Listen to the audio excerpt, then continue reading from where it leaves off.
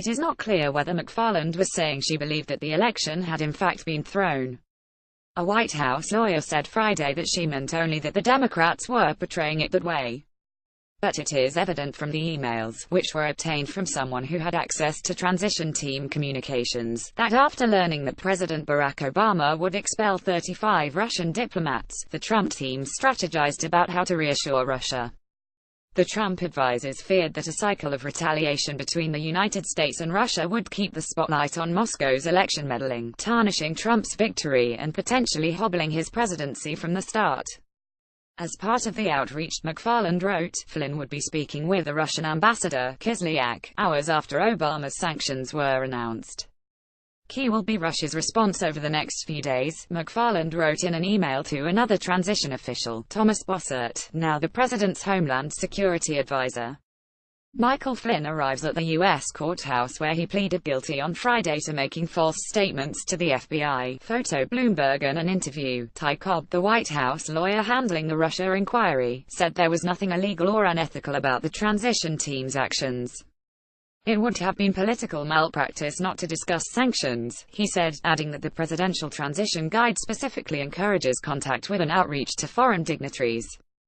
The only problem, Cobb said, was that Flynn had lied to White House officials and to FBI agents about what he had told the Russian ambassador.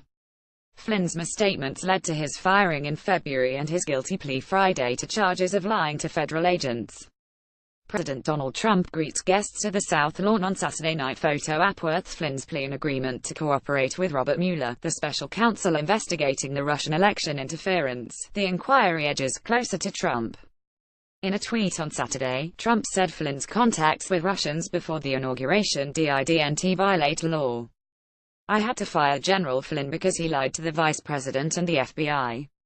He has pled guilty to those lies. It is a shame because his actions during the transition were lawful.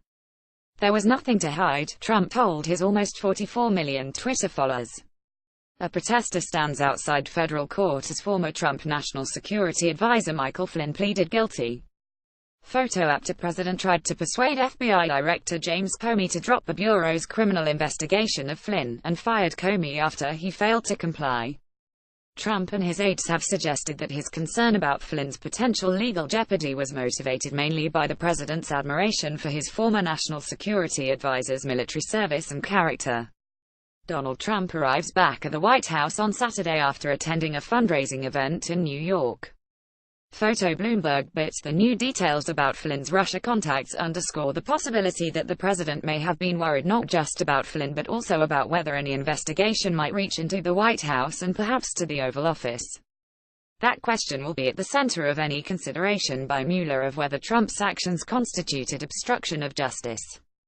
The Trump transition team ignored a pointed request from the Obama administration to avoid sending conflicting signals to foreign officials before the inauguration and to include State Department personnel when contacting them.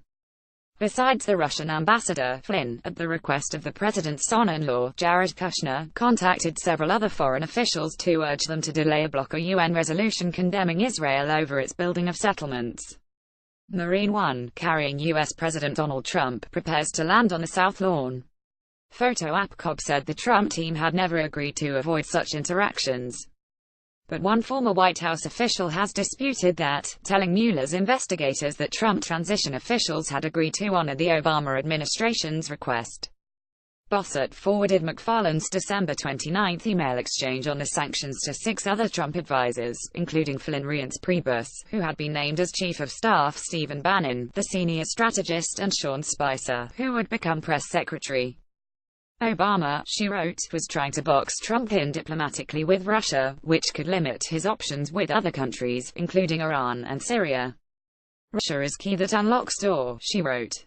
In his phone call with Kislyak, Flynn asked that Russia not escalate the situation, according to court documents released Friday.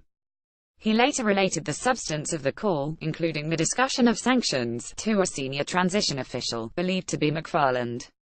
A few days later, he briefed others on the transition team. Flynn's move appeared to have a dramatic effect.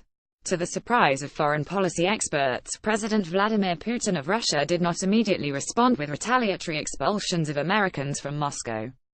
Trump praised that decision in a tweet, writing, "Great move on delay by V. Putin. I always knew he was very smart." It is uncertain how involved Trump was in the discussions among his staff members of Flynn's conversation with the Russian ambassador. Spicer told reporters on the morning of December 29 that the president-elect would be meeting with his national security team, including McFarland, that day. A phone call that included Trump, Flynn, McFarland, Priebus and Bannon was scheduled for 5 p.m., shortly after McFarland's email exchange. It is unclear whether the call took place. Cobbs said Trump did not know that Flynn had discussed sanctions with Kislyak in the call. After the inauguration, Flynn specifically denied it to him, in the presence of witnesses, he said. The New York Times, with Bloomberg sign up 4-hour daily wrap of the news you need to start your day.